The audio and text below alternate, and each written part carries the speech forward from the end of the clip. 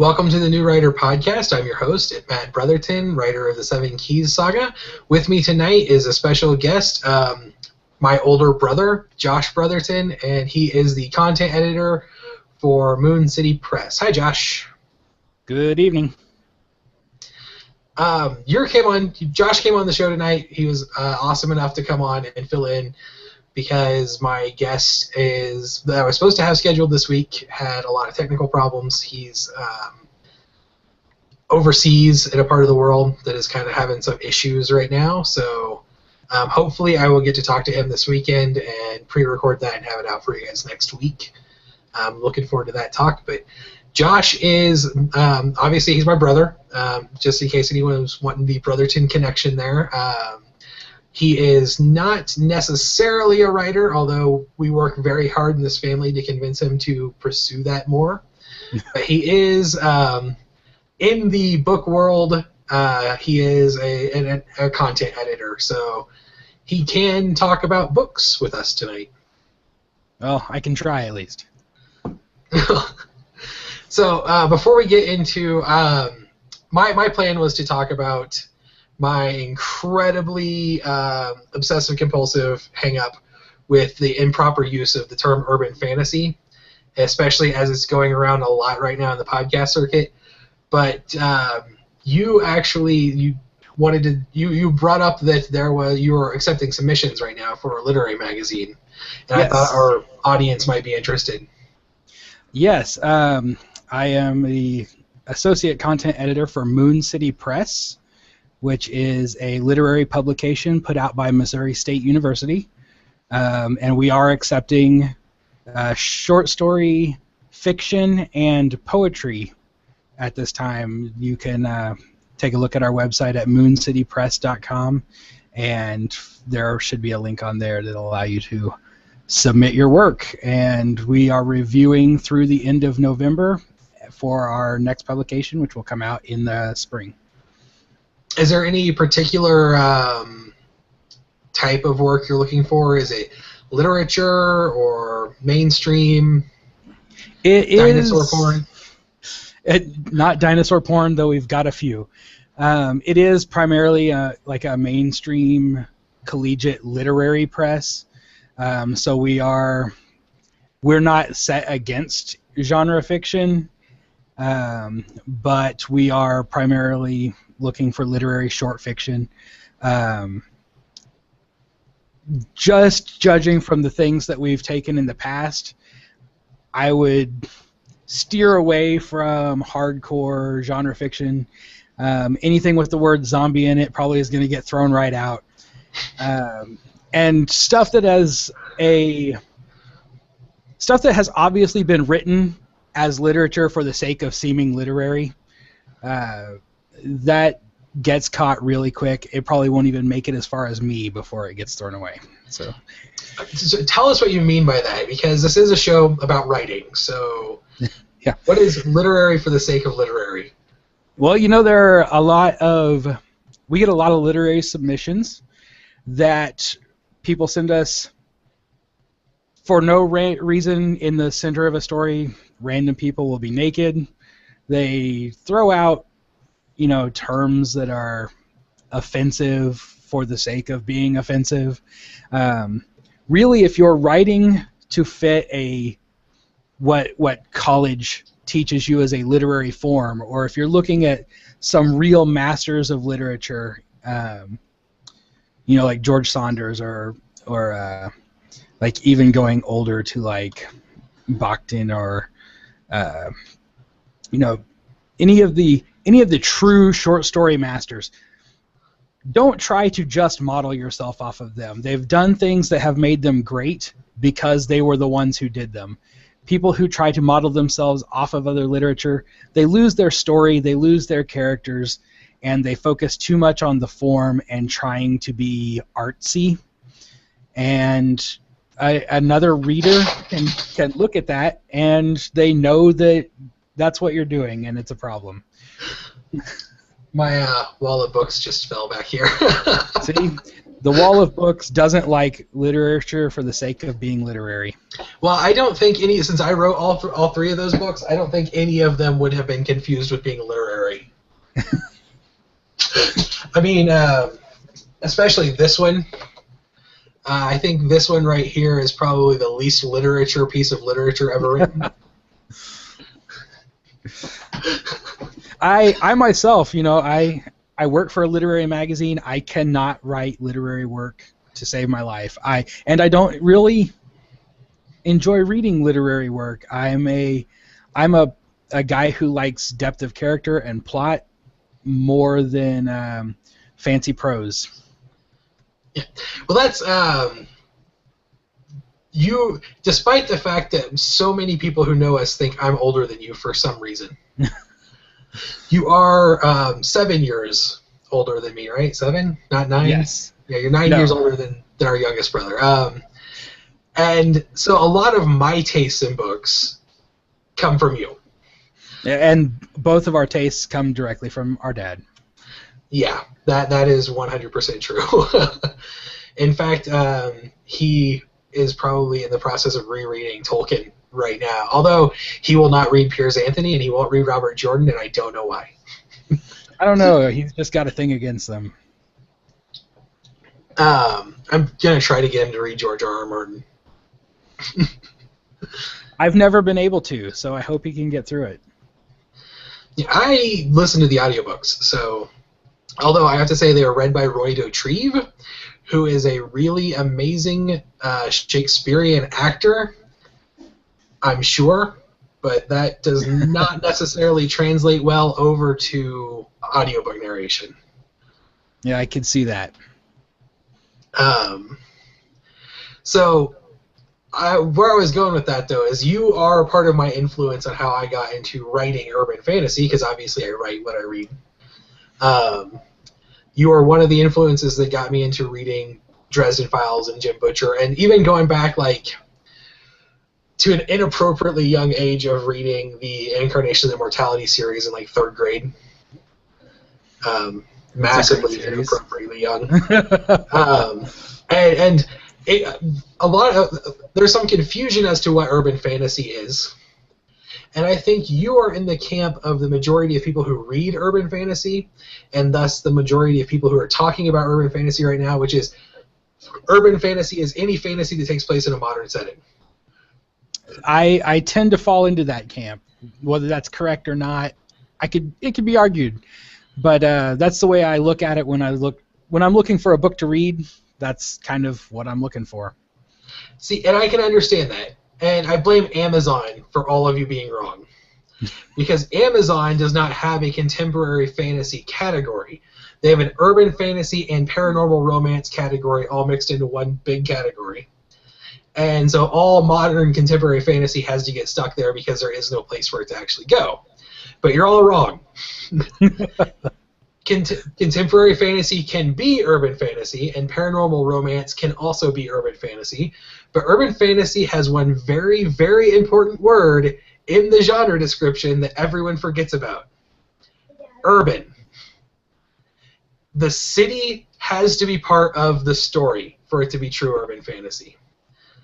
Okay. That's my big rant. And I think it's a shame that it gets lumped in with paranormal romance.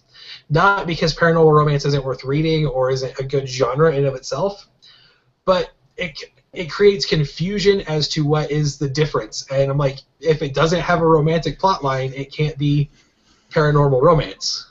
Okay, I can understand that. So what you're saying is all of the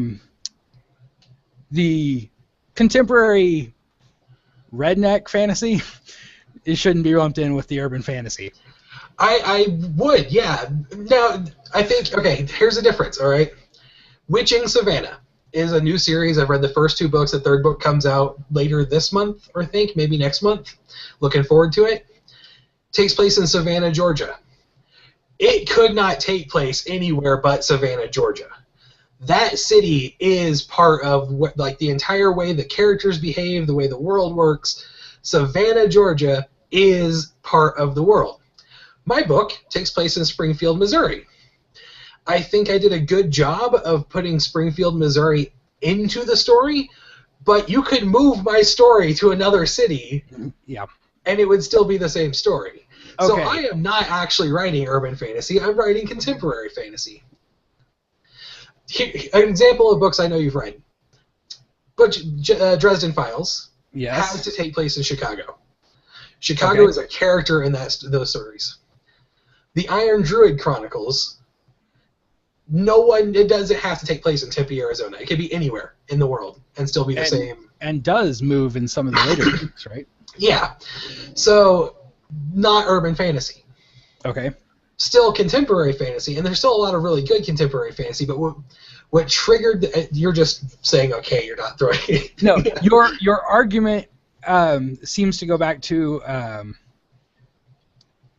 really, if you look at some of the old noir, in the old noir, the city itself is as much a character as the characters are. So that seems to be where your argument is coming from, is that the city, unless the city is as important to the story as the other characters, it's really not urban fantasy. It's just fantasy that takes place in the modern day. Yeah, because there's also some examples, and I'm trying to think of it off the top of my head. I actually just really recently read a short story in it. It doesn't take place in a modern city. It's more like classical fantasy. It's medieval fantasy, but it takes place entirely inside of a city, and the city is a very important part. The setting is a very important part of the story. So that is also urban fantasy. All right. Yes. Okay. I think I'm on board with this. So if I set the same story in, mixing science fiction elements and set it 1,000 years into the future, it could still be urban fantasy if it is set in this one city, like say New York, and New York is the fact that it is in New York is important enough to the book that without that setting, it's no longer the same story. Exactly.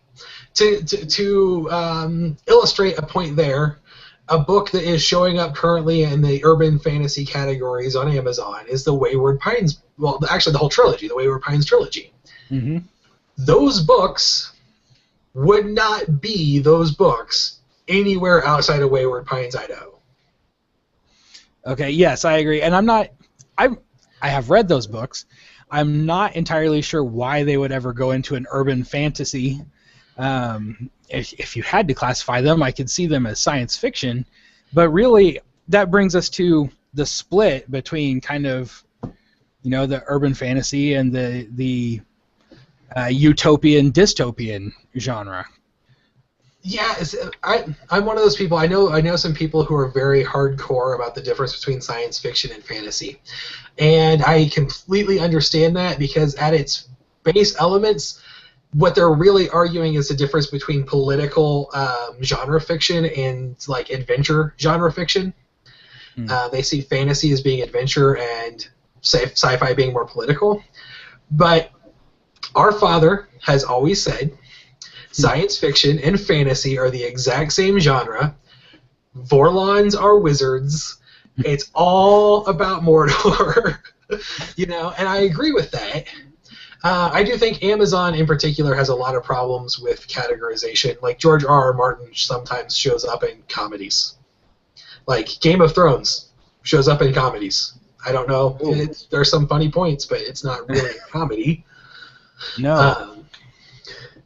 And I can understand the first Wayward Pines book, the mystery of it, not to get into spoilers, but the mystery of it makes it seem possibly fantastical, and then he just goes into a scientific explanation, which, by the way, I thought was a brilliant twist. Despite the fact that the book took me a long time to get into, once I hit the twist ending at the end of the first book, I was sold. I had to read the other two. Well, I'll be honest, after reading the first one, I would have given the first book a 2-star review. And the second book, maybe a 3. But really, the books are short enough. I would never recommend to anyone reading just one of them. Sit down with all 3 books, read the entire series, and consider it to be one long novel, because it really it really works well that way. And as a series, all condensed together, it's easily a 4 or 5 star collection. Yeah, and if you've got Kindle Unlimited, listen to it as an audiobook because the narrator is really good. He was very impressive. Yeah. We obviously both listen to a lot of audiobooks also. Yes. I have a full-time job and I'm a full-time student, and I read a lot for class, as a writing major with a minor in literature. With a focus in literature because I'm a master's student now.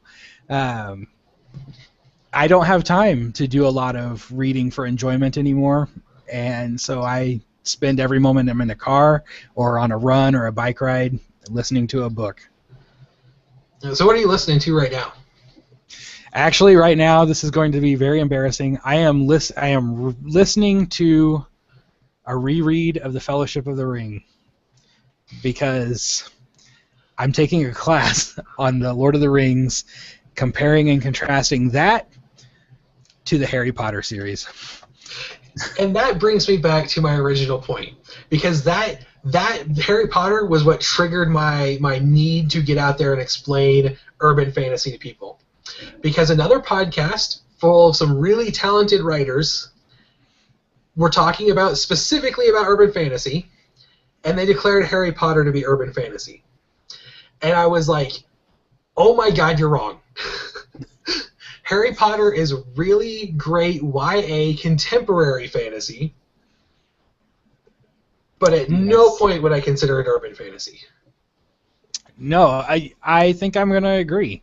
And it is really, it's a really good young adult fantasy series.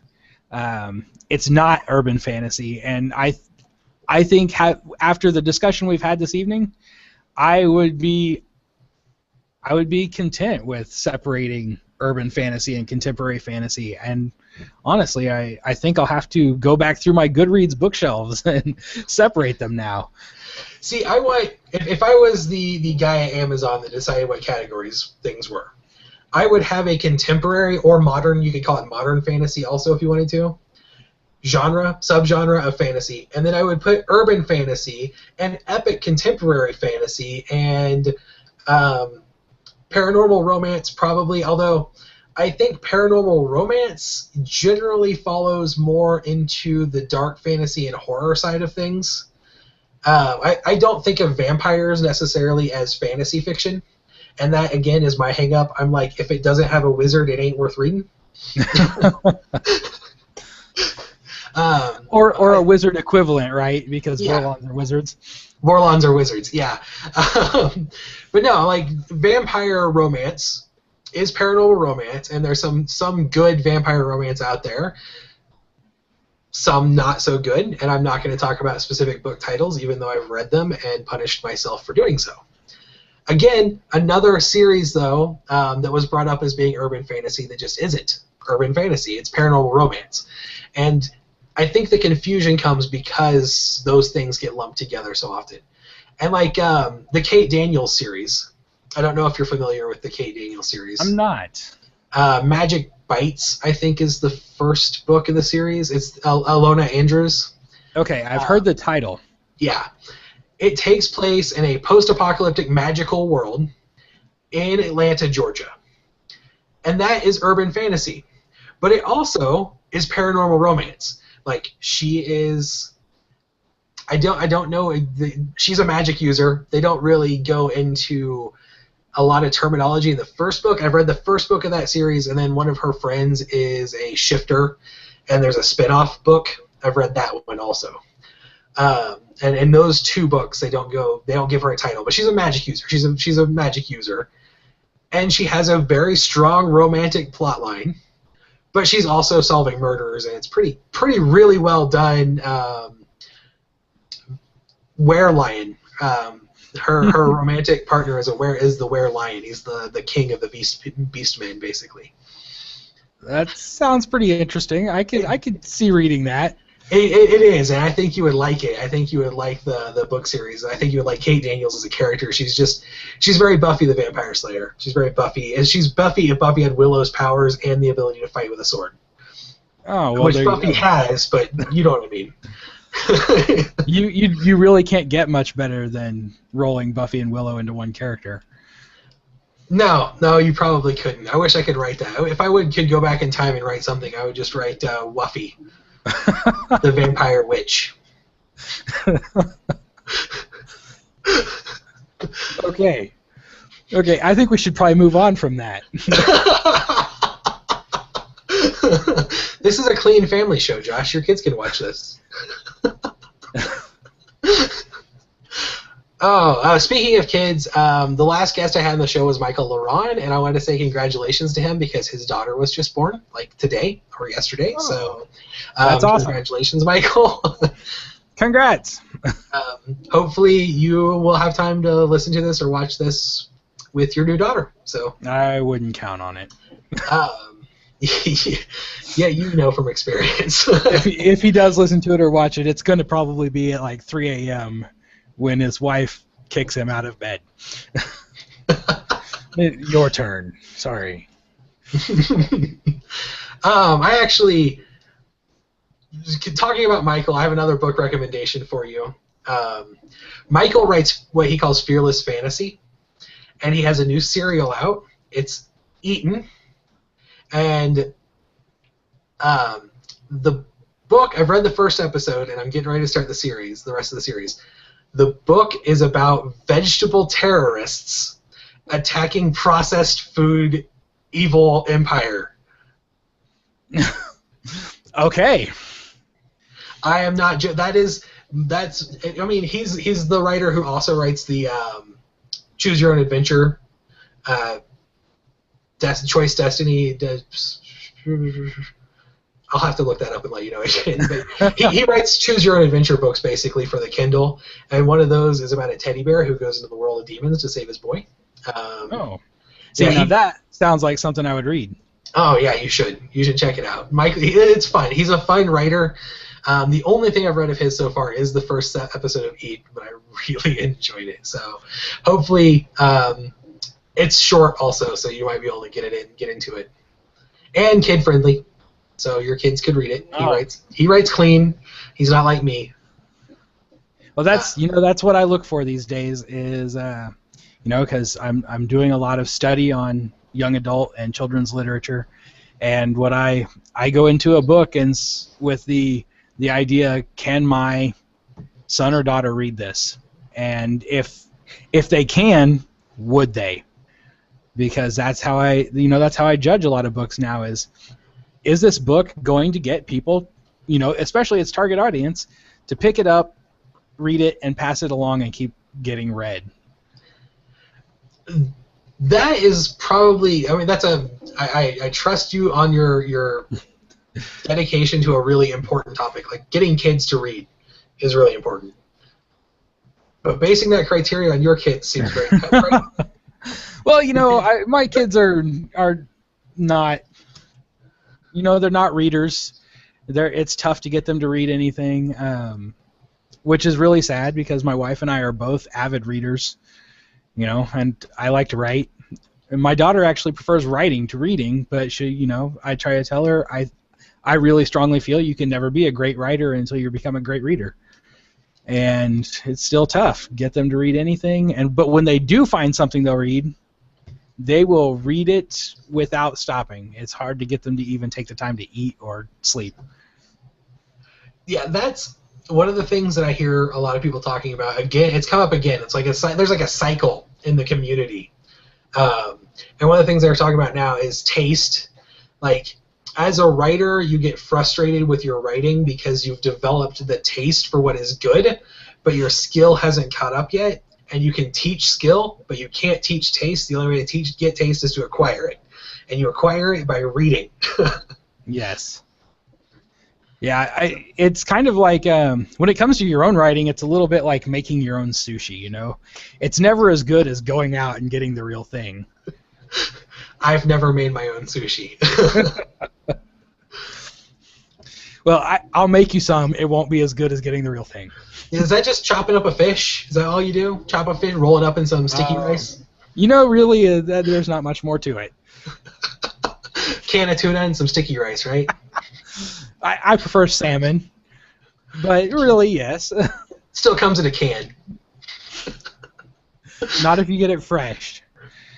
Where are you getting fresh salmon in the middle of Missouri? Oh, you can. You really want me to answer this question? You can get fresh salmon at Harder House, which is a little chain supermarket. See, that's good to know. I'm gonna put that now into my next book. As I start working on draft 2 of the 4th book, they're gonna get some salmon in Springfield. Yeah, if you really want fresh fish in the Springfield area, you can actually get it at the farmers market. They drive it up from New Orleans every Saturday just to have fresh fish at the farmers market. But it's very, very expensive. It's very tasty, but it's very expensive. I feel like this episode of the podcast has been completely meaningless for most people, but I really enjoyed it. Yeah. I apologize to anyone watching or listening. And no, you should come on every week, Josh. Oh, yeah. They would get really tired of that really quickly, I'm sure. I don't know. I've only got a handful of viewers, and they probably get tired of waiting for me to come up with a new guest.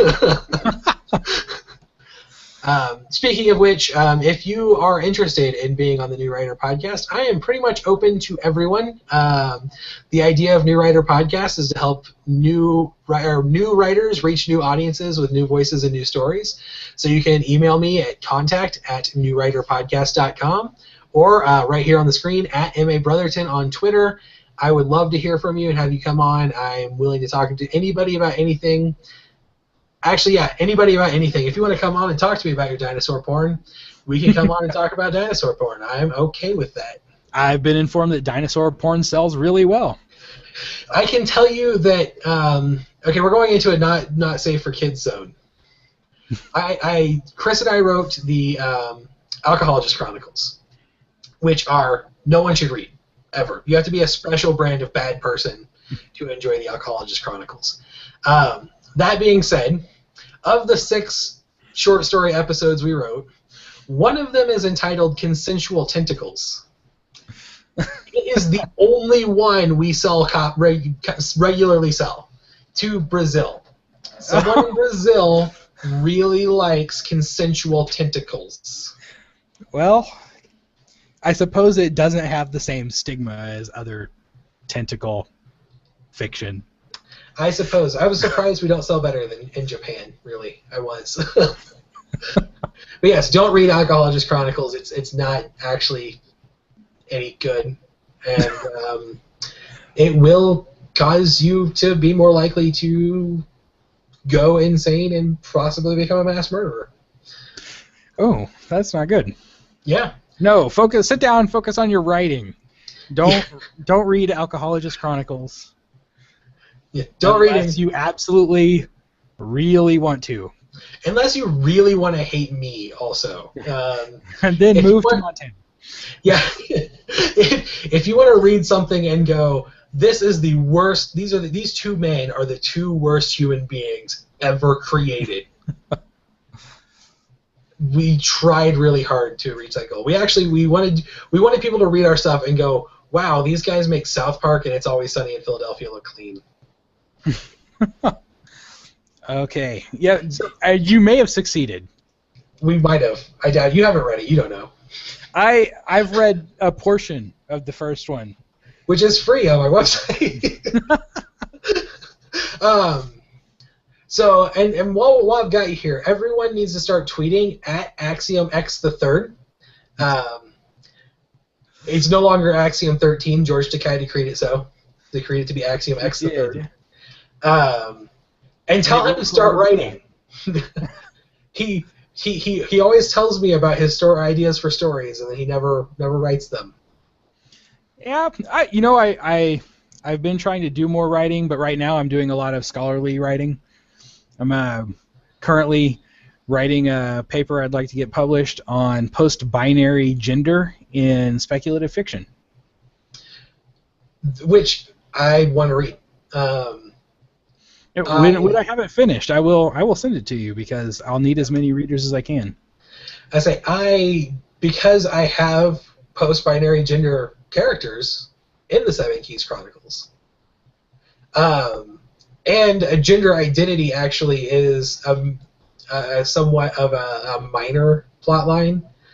Without giving away too many spoilers, there is a character that is not human and does not have an inherent gender, and his decision to be male is part of his defining traits and characteristics, and it is played with that one character. It is played more for comedic value, but one of the major members of the ensemble cast is a transgendered woman. So, and that is never played for comedy. She is who she is. And that's something that needs to be seen a lot more often. There have been 25 post-binary genders identified, and there may be more. I haven't got far enough into the research yet.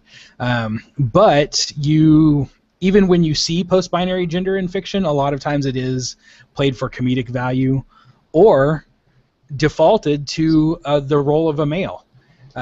Ursula K. Le Guin's The Left Hand of Darkness is considered by many to be like the foundation for post-binary gender in speculative fiction, and there's an entire race of androgynous beings in that novel, yet they're all referred to with male pronouns, and it plays a pretty big role in the story, but it's done great by setting a foundation for the introduction of post-binary gender characters, but it also has some failings. But then, of course, it was also written in like 1967, so.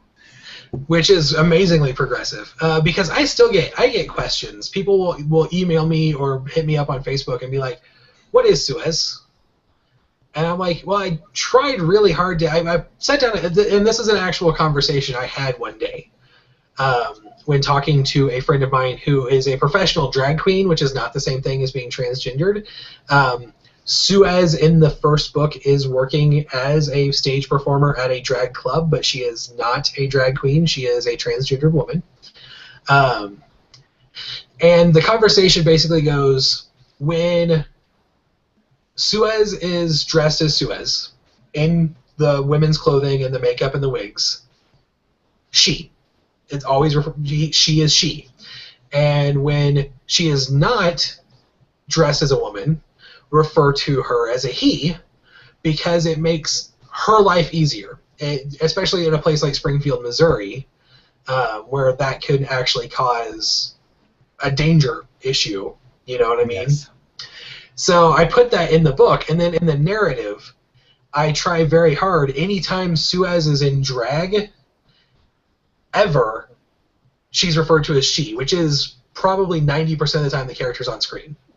And then if in one particular scene, in the middle of the scene, she removes her clothing during a fight, actually, and the narrative immediately starts referring to her as him again, because he's no longer in drag. And I think I try really hard with that to keep that who Suez is. I think that's really good, actually. I would have never have thought to do something like that, but I think it's very interesting, and it kind of plays against what a lot of authors would try to do. You know, they try to pick a voice and keep the character in that voice, and to have a character that shifts, even if the voice of the character stays the same, to shift the identity enough that you really can see a dichotomy within the same character. That's an impressive feat to pull off in a book. Well, I hope that I pulled it off. I will let my readers be the decision makers there. You've read that far into the book. Did you think I pulled it off? That's about all the farther you've read. Okay, yes. I will admit I've read about half of the first book now. And and I'm actually really enjoying it. I think that you've done a great job with the characters. I still feel a little lost every once in a while. There are just so many characters introduced so quickly at the beginning, and I haven't been able to connect to each one of them on an individual level yet.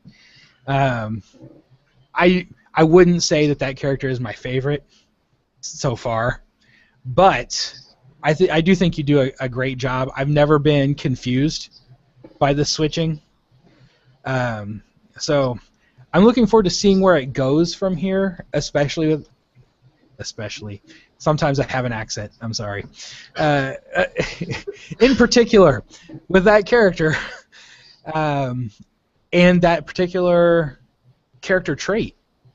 I'm looking forward to seeing what you've done. Well, I hope I don't disappoint you. That character's role, as far as the storyline, kind of shrinks some because that character's personal story gets into a much bigger position as the storyline goes on. And right now, my protagonist is Terry Howard, and the books follow Terry. They're Terry's story. But I have outlines and notes, and all of the characters in that little ensemble could be the protagonist in their own series of books. And unfortunately, like, there are characters that I really love. That David is one. David is a character I absolutely love, and a lot of people love. But David's story is more. It would be more literary because it'd be more on that personal journey. And I don't think that will be any time that I'll be able to get to that anytime soon. But I gotta say, my two favorite characters to write for are Sarah and Mune and Dwayne, who are both characters you have not seen yet. Not officially. No. That's Sarah is in the first book as a 2-year-old girl who is mentioned on like page 3. Yeah, the very beginning of the book. And Mune and Dwayne is a completely different type of character. Yeah, that's the character that I get told all the time. Until I've got that character in the story, I need to keep reading. And everybody's like, "Have you got this far?"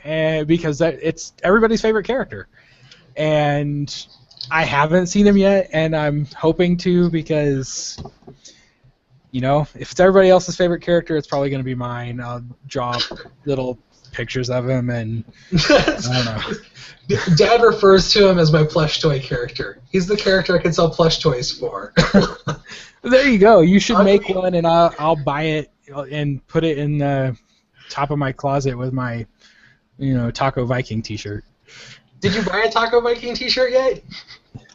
You know what? I sat down one day to order a Taco Viking T-shirt. And I'm going to be honest, my credit card did not go through. So you just admitted that to the internet, man. Internet, I have a credit card that's almost maxed out, or was almost maxed out when I sat down to buy a Taco Viking T-shirt. For those of you who don't know, on my blog, mabrotherton.com, I draw fairly regularly, not as regularly as I used to because I spend a lot more time writing. I draw what I call doodles. I'm not an artist, I'm a doodler. And one of them one day was just Taco Viking. It's like a Viking with a spear with tacos on it. And a lot of people loved it. So I built a Zazzle store specifically around the Taco Viking T-shirt. And that was 3 years ago now. You know what? It was probably 2 years ago when I tried to buy one, and I've just forgotten about it until right now. But you know what? If I'm ever on your podcast again, I will be on there wearing a Taco Viking T-shirt. So next Thursday. So get it by next Thursday. Okay, I hear you. No, I really do. I think we should just do this every week. This is more interesting to people than just seeing me talk to myself. I don't know. I've seen that for many years too. So. It can be interesting if you just sit back and look at it in the right light. This is actually also the longest podcast. We're at 38 minutes, and I normally try to keep them under 30. I haven't posted. That's for bandwidth reasons. I haven't posted one in 3 weeks. So I've got 3 weeks worth. So I could have an hour and a half of podcast actually tonight and still have the same amount of bandwidth use. Oh. Well, unfortunately, I cannot stay with you for an hour and a half because I do still have 2 children, and they have homework to finish and bed to go to. And they won't do that unless I go down there and make them do it because my wife is gone tonight. Yeah. So I should probably let you go, this is a thing we get into every time we talk on the phone or on... this is the first time we've ever talked on Google Hangouts. It really is. It works better than the phone. I like it. I don't walk around as much, so I'm probably not burning many calories. But well, I'm kind of bouncing around in my chair, though. I'm very energetic right now. Anyway, I should let you go, and I should let our reader, or my listeners, our viewers, have a break. You will be back. I will be back. Into coming back next week, unless I have a guest lined up. Which I'm gonna try to get a pre-recorded interview. I'm going to try to do the interviews pre-recorded from now on. I've had a lot of curses with technical issues with Google, so hopefully we'll get ahead, get them in the can, no more interruptions, no more lost feeds. So thank you guys, everybody, for watching. Be sure to check out newwriterpodcast.com for the backlog, or to get in touch with me, contact at newwriterpodcast.com at @Brotherton. Make sure you go to mooncitypress.com and check out the literary magazine, accepting submissions right now. MSU, for those of you who don't know, is Missouri State University in Springfield, Missouri, one of the most important fictional cities in the world. That's right. I'm going to have to make my writing cross over with yours because my protagonists live here also. I actually, everything I have written takes place in the Midwest. Even Vengeance Seeker takes place in Grunheim, which is a fictional orc city that is in northern Kansas in the live-action role-playing game world that you and I didn't create but ran for years. Yeah, we may have to talk about that sometime on here. We should, because I think the world building and stuff that went into that is just huge. It is. So anyway, good night, everybody. Thank you for watching, Josh. Thank you for being on. Anything else you want people to know before we leave for the night? No, not really, but thank you for having me on, and I hope people enjoyed it. Everybody make sure to message at AxiomX3 and tell him that you are really looking forward to one of his thousands of stories. Okay. All right, thank you very much. You guys have a good night. Good night.